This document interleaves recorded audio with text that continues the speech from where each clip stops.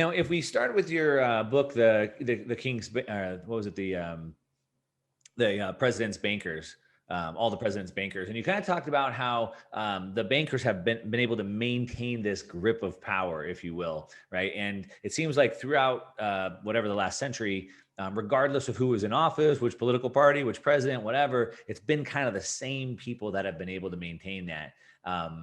Is between that, seeing that play out, and then of course, the Jekyll Island story, it seems there's a lot of conspiracy that's in there. You've obviously done the research and kind of pulled the curtain back. So how much of it is conspiracy, or how much of it is it real? I mean, how have they been able to keep that power and that grip all the way, time? I guess I would draw back to the quote from what Mayor Rothschild, he says, like, I care not who makes a nation's laws as long as I control the money. And so that's kind of what I think the public are seeing today. So how do we view that through your historical lens, or your research lens, I should say? Yeah, I mean, it's a good question, because it's not really a conspiracy. It's just something that people don't spend time unraveling, or that it's just difficult to sort of dig into. Because, for example, the whole Jekyll Island meet, there's a lot of documentation for that, and there's also stories that have evolved around that. When I looked into the history of it, I actually took firsthand accounts from a fellow named Frank Vandersliff, who was actually one of the senior members of what became now Citigroup, National City Bank at the time, and he was a reporter. He was actually a very good writer. So some of the sort of the dark train kind of stories and stuff actually might have been embellished, but did happen, right? And so a lot of the collaboration of he who was a man of banking, and Nelson Aldrich, who was a man of Washington, that was sort of one element. But if you go up the level, J.P. Morgan, Teddy Roosevelt, that's the element of a president and the head of, at the time, the most important bank, and still the most important bank in the United States.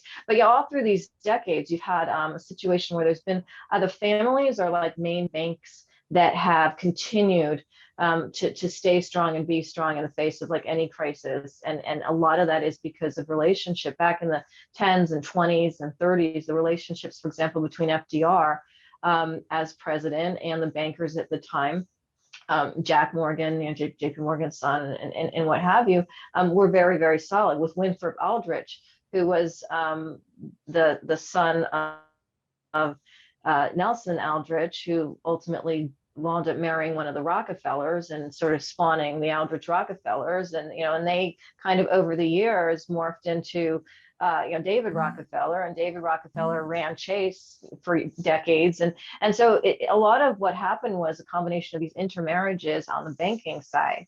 And then with respect to the presidency, all of those connections, presidents actually openly wanted and still want advice from Wall Street. So FDR, who basically ran on a sort of, an element of post 1929 crash, middle of the Great Depression. Everybody, hated bankers at the time, and the bankers were looking in terms of how to reform themselves in the eyes of the public, so they could kind of get their money back into their hands. Was openly working with some Wall Street leaders, including the leader of Goldman Sachs at the time, to be his advisor.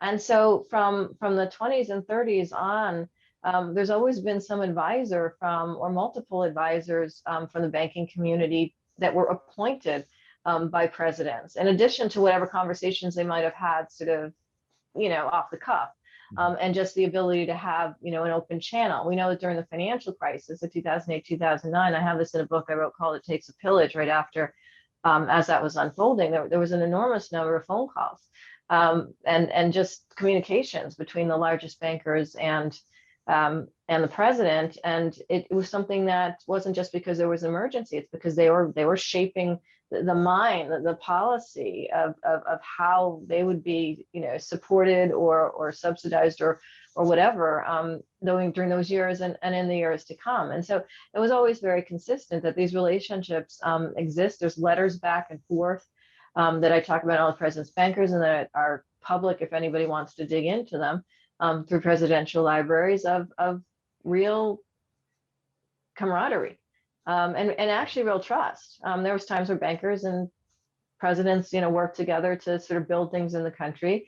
Then there were times where bankers wanted presidents to help them get out of their own messes, or simply to expand their their wealth or power base. And so these are things that are real. Their motivations are internal personal motivations that might be different for each banker. Yeah. And for the presidents. But you look at President Obama, for example, his assets were with JP Morgan Chase, and he considered Jamie Dimon to be his favorite banker. In the wake of the financial crisis, Jamie Dimon, CEO of JP Morgan Chase, and President Trump did kind of the same thing for a minute. He had Jamie Dimon, I'm just picking on one guy, but you know, this is just an example of many, Sure. on one of his advisory groups, and Jamie Dimon left or got off of it. But the point is, like, it didn't even matter in terms of political party. You know, these are relationships that transcend politics, really. They're kind of the definition, maybe, but they transcend party.